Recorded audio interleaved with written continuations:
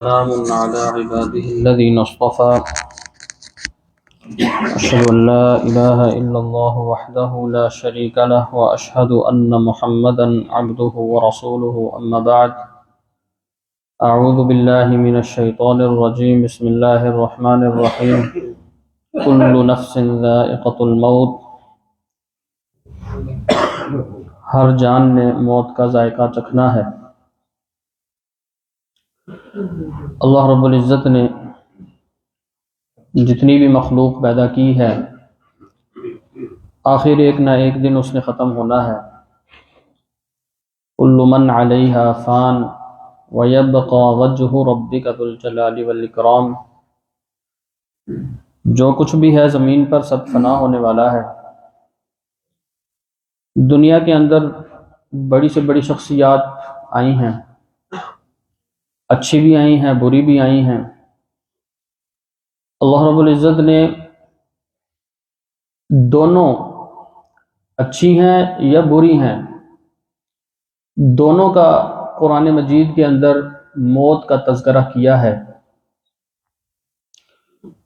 پہلے ہی پارے میں اللہ رب العزت نے پہلے پارے کے آخر میں حضرت ابراہیم اور حضرت یعقوب کا تذکرہ کرتے ہوئے فرمایا ہے وَوَصَّى بِهَا إِبْرَاهِيمُ بَنِيهِ وَيَعْقُوبُ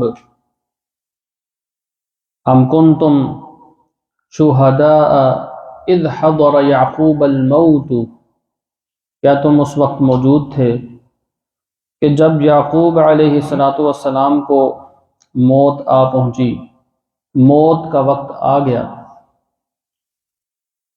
اللہ رب العزت نے حضرت یعقوب کی موت کا ذکر کیا ہے، اور حضرت یعقوب یہ وہ جلیل القدر نبی ہیں کہ بنی اسرائیل ان کا لقب تھا، اور انہی کی اولاد بنی اسرائیل کہلائی۔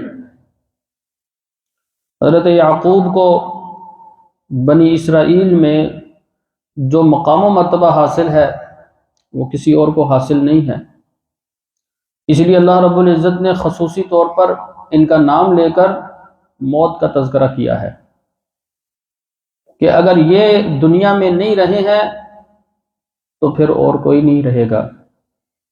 بنی اسرائیل میں جو مقام و مرتبہ رکھنے والے انبیاء ہیں وہ بھی دنیا سے چلے گئے، اور بڑے ہی اللہ رب العزت نے واضح لفظوں میں، ایک ہے اشارہ اور کنایہ سے بات کرنا، اللہ رب العزت نے جہاں پر موت کا ذکر کیا ہے موت کا لفظ بولا ہے، اس لیے کہ آج بہت سے لوگ یہ بات کرتے ہیں کہ پردہ فرما گئے ہیں۔ اللہ رب العزت نے بڑے واضح لفظوں میں موت کا لفظ استعمال کیا ہے یہ بتانے کے لیے کہ موت یہ ہر کسی کو آنی ہے، کل نفس ذائقۃ الموت۔ اور اللہ رب العزت نے پھر اسی طرح حضرت سلیمان کا ذکر کیا ہے، فَلَمَّا قَضَيْنَا عَلَيْهِ الْمَوْتِ، وہاں پر بھی موت کا لفظ استعمال کیا۔ ہم نے جب سلیمان کی موت کا فیصلہ کر لیا، مَا دَلَّهُمْ عَلَى مَوْتِهِ إِلَّا دَابَّةُ الْأَرْضِ تَأْكُلُ مِنْ سَأَتَهُ، جنوں کو حضرت سلیمان کی موت کا پتہ ہی نہ لگ سکا، یہاں تک کہ دھیمک نے لاٹھی کو چاٹ لیا، کھا لیا، تو پھر ان کو پتہ لگا۔ یہاں پہ بھی اللہ رب العزت نے موت کا لفظ استعمال کیا ہے، اور حضرت سلیمان اللہ رب العزت نے ان کو جو بادشاہت دی کسی اور کو نہیں دی، ہر قسم کی ان کو جو ہے نا سہولت دی، نعمت دی۔ اوتینا من کل شیء، خود وہ کہتے ہیں قرآن مجید میں ان کے الفاظ اللہ نے نازل کیے، اوتینا من کل شیء، وہ کہتے ہیں اللہ ہی کی ساری تعریف ہے، اس نے ہمیں سب کچھ دیا ہے، سب کچھ دیا ہے۔ لیکن انسان کو سارا کچھ مل جائے موت سے فرار نہیں ہے، موت سے کوئی بھی نہیں بھاگ سکتا۔ حضرت سلیمان کی موت کا خصوصی طور پر ذکر کیا ہے کہ ان جیسی بادشاہت کسی کو نہیں ملی۔ اچھا یہ تو اچھے لوگ تھے، اچھے لوگوں میں نبی کریم صلی اللہ علیہ وسلم نے فرمایا کہ حضرت آدم کی اولاد کو اللہ رب العزت نے سب کو اکٹھا کیا، اور حضرت آدم نے دیکھا اپنی اولاد کو تو ان میں ایک بڑا ہی خوبصورت نوجوان حضرت آدم نے پوچھا اللہ رب العزت سے کہ یہ کون ہے؟ تو ان کو بتایا گیا کہ یہ آپ کی اولاد میں سے داؤد علیہ السلام ہے۔ تو حضرت آدم نے پوچھا کہ اس کی عمر کتنی ہے؟ تو اللہ رب العزت نے بتایا کہ اس کی عمر 60 سال ہے۔ تو وہ کہنے لگے یہ تو بہت تھوڑی عمر ہے، لو میں نے میری عمر میں سے 40 سال ان کو دے دیجئے۔ تو جب حضرت آدم 960 سال کے ہوئے تو موت کا فرشتہ آ گیا، تو اس نے آ کر جب موت کا پروانہ سنایا تو وہ کہنے لگے ابھی تو 40 سال باقی ہیں۔ تو نسی آدم فنسی ذریتہ، آدم بھول گئے، اولاد بھی آگے سے بھولتی ہے۔ تو حضرت آدم کی بھی موت کا تذکرہ کیا، دنیا سے گئے، وہ بھی گئے، موت کے ذریعے سے گئے۔ اور پھر حضرت موسیٰ کا بھی ذکر کیا، نبی صلی اللہ علیہ وسلم نے فرمایا کہ حضرت موسیٰ کے پاس موت کا فرشتہ آیا، لیکن اللہ رب العزت انبیاء کو بس یہ تھوڑا اسپیشل پروٹوکول دیتے ہیں کہ ان کے پاس پہلے اطلاع بھیج دیتے ہیں کہ آپ کا وقت پورا ہو گیا ہے۔ ان کو اختیار دیا جاتا ہے، آپ ادھر رہنا چاہتے ہیں یا پھر اللہ کے پاس جانا چاہتے ہیں۔ تو حضرت موسیٰ کے پاس فرشتہ آیا اور اس نے آ کر بتایا کہ آپ کا وقت پورا ہو گیا ہے۔ تو حضرت موسیٰ نے اس کو چانٹا مارا، اس لیے کہ معلوم نہیں ہو سکا ان کو کہ یہ فرشتہ ہے، اس لیے کہ وہ دیوار پھلانگ کر اچانک اندر آیا انسانی شکل میں۔ تو چانٹا مارا، آنکھ خراب ہو گئی، وہ اللہ رب العزت کے پاس گیا، جا کر کہا کہ آپ نے ایسے بندے کے پاس بھیجا ہے کہ جو مرنا ہی نہیں چاہتا۔ اللہ رب العزت نے ان کی آنکھ درست کی اور پھر کہا کہ موسیٰ علیہ السلام سے کہو کہ اپنا ہاتھ گائے کی پشت پر رکھیں، جتنے بال ہاتھ کے نیچے آ جائیں گے ہر بال کے عوض میں 1 سال ان کو ہم عمر دیتے ہیں۔ حضرت موسیٰ کو یہ آپشن جا کر بتائی گئی، انہوں نے پوچھا پھر اس کے بعد ثم ما، اس کے بعد کیا ہوگا؟ اس کے بعد کہا موت ہوگی۔ تو انہوں نے کہا پھر جب تب مرنا ہے تو ابھی ہی صحیح، ہاں اتنا ضرور ہے، دعا کی اللہ رب العزت سے کہ مجھے بیت المقدس ارض مقدسہ کے اتنا قریب کر دے کہ جتنا پتھر ہاتھ سے انسان مار سکے اتنے فاصلے پر۔ کیوں؟ اس لیے کہ نبی جہاں پر فوت ہوتے ہیں ان کی قبر وہاں ہی بنتی ہے۔ انہوں نے یہ چاہا کہ مجھے ارض فلسطین میں ارض مقدسہ میں دفن کیا جائے۔ اللہ رب العزت نے ان کو وہاں قریب کر دیا اور ان کی موت واقع ہو گئی۔ اور نبی صلی اللہ علیہ وسلم جب معراج پر گئے، واپس آ کر آپ صلی اللہ علیہ وسلم نے صحابہ کرام کو بتایا کہ میں وہاں سے گزرا تو میں نے دیکھا موسیٰ علیہ السلام اپنی قبر میں نماز پڑھ رہے ہیں، اور اگر میں وہاں پر ہوتا تو میں تمہیں دکھاتا کہ سرخ ٹیلے کے ایک جانب میں موسیٰ علیہ السلام کی قبر ہے۔ اللہ رب العزت نے موت سے استثناء کسی کو بھی نہیں دیا ہے۔ یہ ساری وہ ہستیاں ہیں کہ جو اچھی تھیں، نیکوکار تھیں۔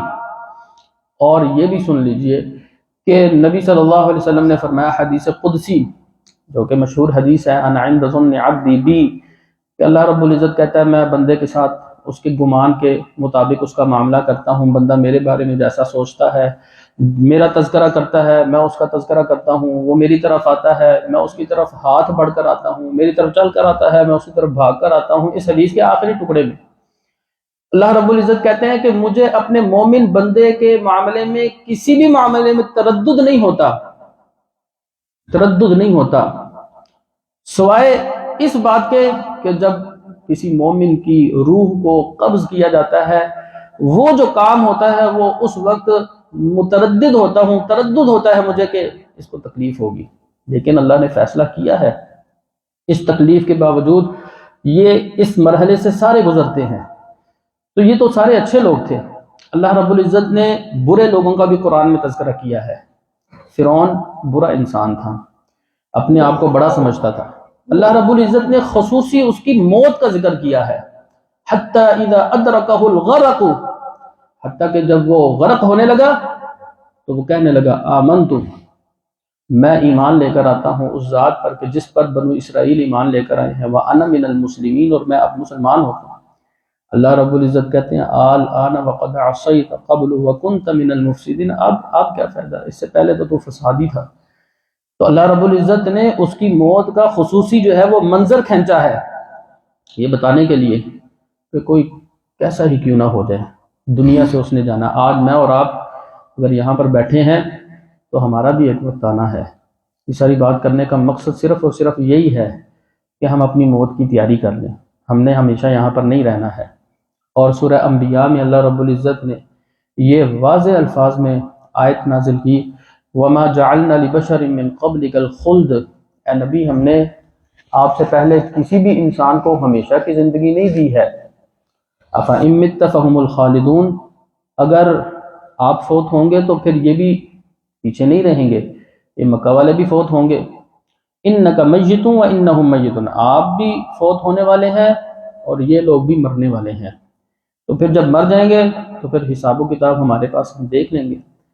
تو اس لیے یہ جو فرصت کے لمحات ہیں، یہ جو غنیمت کے لمحات ہیں، ان سے فائدہ اٹھا لیجئے اور تاخیر نہ کریں۔ نیکی ہے کر گزریے، اس کو تاخیر نہ کریں، اس کو کل پر نہ چھوڑیں۔